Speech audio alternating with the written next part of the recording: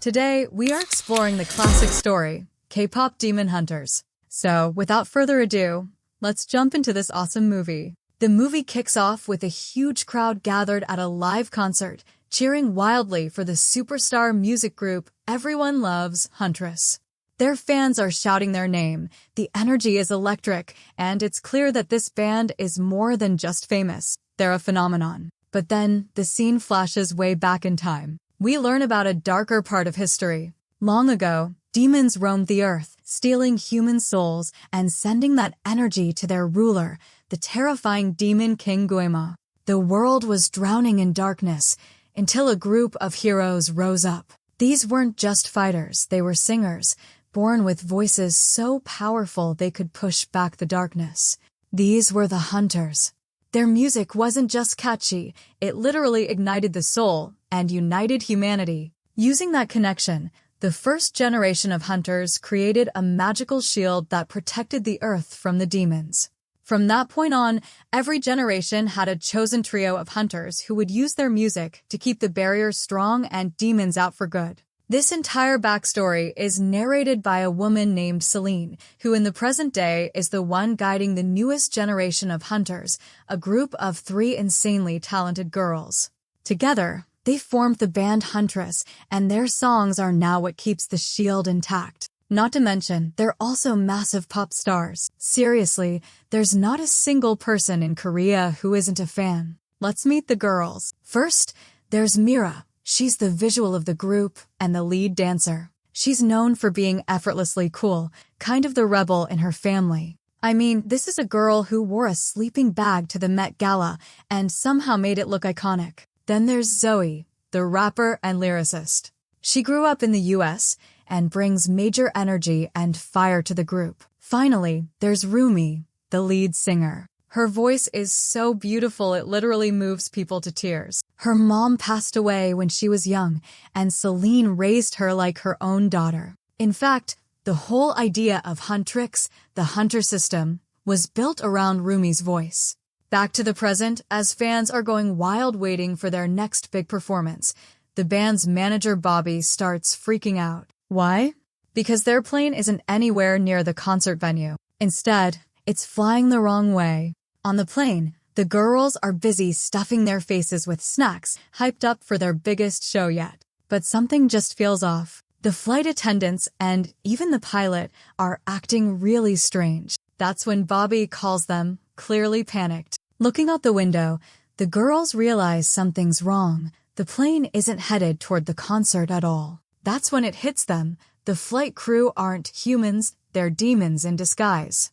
They see the demon patterns on their hands, which confirms it. The demons shapeshift into their real monstrous forms and launch an attack. But Huntress isn't scared. They pull out their demon hunting weapons, strike up one of their powerful songs, and blast the demons out of existence. Unfortunately, the battle totally wrecks the plane. But no biggie. They leap out midair using their powers and land right on stage in the middle of the concert. Their fans lose their minds as the girls break into an epic performance.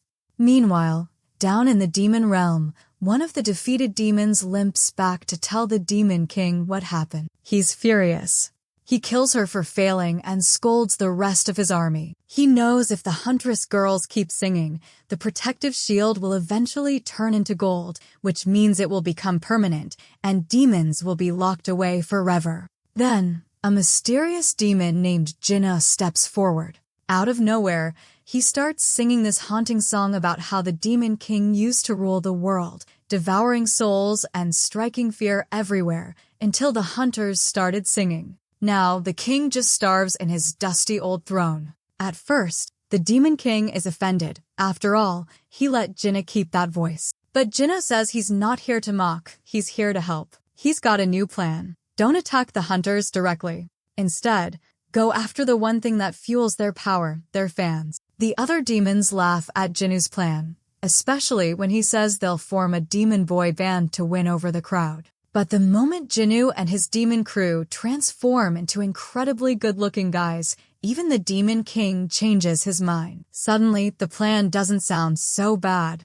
Back with Huntress, the girls decide to take a break after their big concert. But of course, that doesn't last long. Roomie suddenly tells them that she's secretly scheduled a golden release, a surprise song drop for that very night. The whole world is buzzing about it. The girls get ready to rehearse. But when Roomie starts singing, something terrifying happens. After just 1 minute, her throat locks up. She can't breathe. She excuses herself, saying she needs a 5-minute break, while Bobby starts spiraling. There are over 10,000 fans outside, screaming and getting restless. Roomie rushes to the bathroom, gasping for air. When she unzips her dress, the shocking truth is revealed. Roomie is part demon. Her demon markings are spreading and now beginning to affect her voice. We see a flashback. A younger Roomie once asked Celine, "Do we have to kill all demons? Even ones with patterns?" Roomie had always known about her demon blood. Her father was one. But Celine promised her that didn't matter. Her mom was a hunter, and so was she. Celine explained that once the barrier was fully sealed, all demon energy, including Roomie's, would vanish. Since then, Roomie's been hiding her demon side from everyone, always covering up to protect her secret. Now in the present, Roomie's terrified. How can she save the world when she can't even use her voice? She heads home, and her bandmates try to cheer her up, saying they can just reschedule the live show. Bobby, however, is completely overwhelmed. The fans are heartbroken. Roomie sadly admits that a reschedule might not help. Her voice is in real trouble. Mira and Zoe suggest they cancel everything and take a break, maybe even skip the upcoming Idol Awards. But Roomie refuses. That performance is critical. It's when the barrier shield is powered up for the whole year. If they miss that, the consequences could be catastrophic. The girls decide they'll spend the next 2 weeks trying everything to heal Roomie's voice before the golden performance. Zoe takes the lead. She has like 57 ideas and starts with her favorite. She brings Roomie to a guy she knows who makes magical tonics that can cure just about anything, from sore throats to broken hearts. They visit Dr. Han, an eccentric healer who runs some strange tests on Roomie. Eventually, he gives her a special tonic and promises it'll help. When they return home, they're greeted by 5 insanely handsome guys. At first, the girls are swooning until one of the guys shoves Roomie to the floor. Instantly, the girls are turned off and on high alert. Something about these guys feels off. No matter how cute they looked, rude was still rude. Suddenly, they heard loud music coming from the market square nearby. Curious, the girls followed the sound, and guess who was performing? Those same 5 rude guys. Turns out, they were actually a new boy band. Their vocals? Seriously good. They had a whole crowd falling for them in seconds. But Mira, Zoe, and Roomie weren't just average fangirls. They had sharp eyes. And what they saw made their hearts drop. Demon markings. These Saja Boys were demons in disguise. A demon is a demon, no matter how charming they look. Mira was ready to take them out right there and then, but Roomie stopped her. It was way too public. What if they fought back and hurt innocent people? Meanwhile, the boys wrapped up their set and introduced themselves as the Saja Boys. They invited everyone to their next show that night. As night fell, the Huntress girls got into their demon hunting gear, ready to strike the moment the boy band left the stage. But one of the demons, Jinu, their leader, noticed something was off. Thinking fast, he pointed the spotlight right at the girls and announced that the Huntress would be joining them on stage. It was a clever move to throw them off. While the girls were frozen with shock, the Saja Boys slipped away and ran through the men's bathhouse. Of course, the Huntress chased them, only to find themselves in a trap. Suddenly, water demons attacked them from all sides. As the battle broke out, Roomie went straight after Jinu. During the fight, her clothes tore, revealing her demon markings. Jinu was stunned. He had no idea she was part demon. Roomie panicked. She didn't want her friends to see the markings, so she froze. But Jinu, in a surprising move, gently tied a cloth over her arm to help her hide them. Thanks to him, she rejoined the fight and helped her team defeat the water demons. Back in the demon realm, the Demon King was thrilled. Jinu's plan was working. The barrier was weakening. The Demon King could almost taste the souls he'd soon devour. The girls, though, were devastated when they saw how weak the shield had become. Bobby called with even more bad news. The Saja Boys were going viral. But Roomie wasn't giving up. She told Zoe to write a new song, a diss track, to expose the demons and take back their stage at the upcoming Idol Awards. That performance could be their shot at resealing the barrier for good.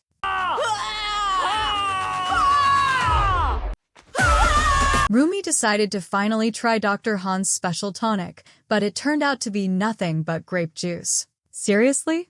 Then, a strange bird wearing a hat landed on her balcony. When she checked it out, a demon cat appeared. Roomie drew her sword, but something told her the cat meant no harm. It gave her a letter from Jinu. He wanted to meet. She went to the meeting, but not to talk. She tried to attack him immediately, but Jinu didn't fight back. He just wanted to talk about her demon patterns. He said he never told anyone her secret because he meant her no harm. He asked her how someone with demon markings could be walking freely among humans. Roomie insisted she wasn't a demon. But Jinu calmly asked, "Then how do you explain those patterns?" He told her that he knows what it feels like to have demon marks. When she claimed demons don't feel, he said that's all they do. That's how the Demon King keeps them chained, with shame and sorrow. Then Jinu opened up. For 100 years ago, his family was dirt poor. He had one prized possession, a bipa, a traditional instrument. He used it to play music on the streets. Nothing ever came of it, until one night, the Demon King whispered in his ear. He offered him power and fame. Soon after, Jinu became a superstar. Even the king praised his voice. His family lived in the palace and had everything they ever dreamed of. But then the markings came, slowly covering his body. He was pulled into the demon world and made a slave to the Demon King. His family lost everything. He told Roomie the shame never left him. His demon patterns are constant reminders of how he failed the people he loved. And then he said something big, "Accept who you are." But Roomie refused. She told him she's nothing like him. He just nodded and told her to come back when she was ready to stop pretending. Later that night, the girls were brainstorming their performance for the Idol Awards. They settled on a fierce new track called Takedown. The next day, the Huntress showed up at a fan event, signing autographs. But then, the Saja Boys arrived. And suddenly, fans were divided between the two groups. Roomie had an idea: join tables and share the stage. They needed every fan on their side. Jinu tried talking to Roomie, but she shut him down. She didn't want to hear from someone working with the Demon King. Jinu quietly told her he wasn't helping the king, he was helping himself. If he helped the king, he was promised peace. No more voices. No more guilt. Back at the studio, Roomie was practicing when Jinu's demon cat kept showing up with invitations to. She asked it to hide when Mira knocked. Mira noticed Roomie was changing the lyrics, making the song less harsh. Roomie said it didn't feel right to sing such a hateful song. Mira grew suspicious. Why would Roomie feel sorry for demons? She even noticed how friendly she was being with Jinu. Mira asked her straight up if she was hiding something. Roomie denied it, and Mira apologized for overreacting. But deep down, she was worried. Meanwhile, Jinu and his band were draining souls with every performance, feeding the Demon King and making him stronger. Roomie finally sent Jinu a message. She wanted to talk. She proposed something bold. If he helped them win the Idol Awards, the barrier would seal, and he'd be free from the Demon King forever. Jinu agreed, and promised to pull his band from the competition. They both started to feel something for each other. During rehearsals, Roomie told the girls she couldn't sing Takedown. It felt too cruel. Mira exploded. She said Roomie had been acting weird and turning against everything they stood for. But before things got worse, a new crisis hit. The barrier was getting dangerously weak. More demons were slipping into the human world. The Idol Awards arrived. The Huntress absolutely slayed their performance. It was electric. But just as Roomie sang the final verse, Zoe and Mira spotted Bobby being kidnapped backstage. They ran to save him, only to realize it was a setup. Back on stage, two demons disguised as Mira and Zoe exposed Roomie by ripping her clothes. Her demon markings were revealed to the whole world. The real Mira and Zoe rushed back, but they were shocked. All they saw now was a demon standing where their best friend used to be. Roomie tried to explain, but they raised their weapons. Heartbroken, Roomie ran. She found Jinu and demanded to know if he was behind it. He admitted everything. The stories he told her? All lies. He never cared about his family. He just wanted out of his miserable life. He made the deal for himself. Then things got even worse. The Demon King started whispering inside Mira and Zoe's minds, making them turn against each other. He also influenced the minds of all the fans, pulling them straight into the Saja Boys concert. As the boys sang, the Demon King rose and began devouring souls. But then, Roomie returned, with her voice, with her truth. She sang a song so powerful, it broke the Demon King's control over her friends and returned the souls to the people. The Demon King charged at her, ready to end it all, but Jinu stepped in. He took the hit for her, sacrificing himself and apologizing for everything. The crowd, every single fan, joined in, singing with Roomie and the Huntress. The energy was so strong, so pure, it gave them the strength they needed to finally defeat the Demon King and seal the barrier for good. Thanks for watching, guys. If you love awesome animated movies like this, make sure to hit that subscribe button and turn on the bell so you don't miss a recap. See you in the next video. Bye.